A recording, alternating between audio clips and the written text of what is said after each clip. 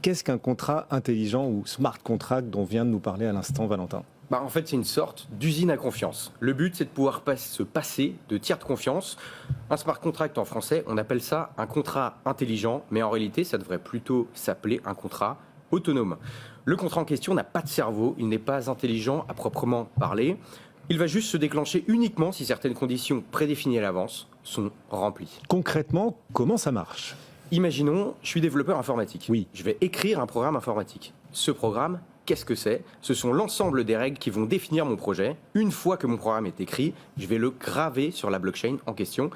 Il devient alors impossible à modifier, mais il peut être consulté par n'importe qui, n'importe quand et en toute transparence. La fameuse usine à confiance dont vous parliez, inviolable et transparente. Est-ce qu'on peut illustrer ça à travers, un exemple?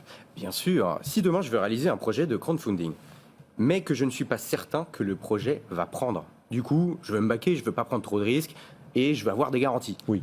Dans mon smart contract, je vais pouvoir stipuler que si mon projet ne décolle pas à plus de 1000 euros, dans le mois qui vient, il sera annulé. Si on dépasse cette somme dans le temps imparti, l'argent sera versé au gestionnaire du projet et dans le cas contraire, les souscripteurs seront intégralement remboursés. Quels sont, du coup, les avantages des smart contracts? Sécuriser un accord entre deux parties, ou davantage, grâce à la transparence et à l'immuabilité de la blockchain. Ça garantit la force obligatoire des contrats, non plus par le droit, mais directement par le code informatique.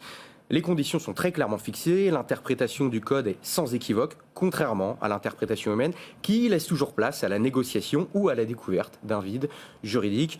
Une fois qu'on a sécurisé l'accord, on élimine des risques en cascade, ça élimine les risques d'impayés fréquemment observés dans le cas d'un contrat traditionnel et ça diminue drastiquement les coûts des intermédiaires dans l'élaboration, le suivi et la passation d'un contrat.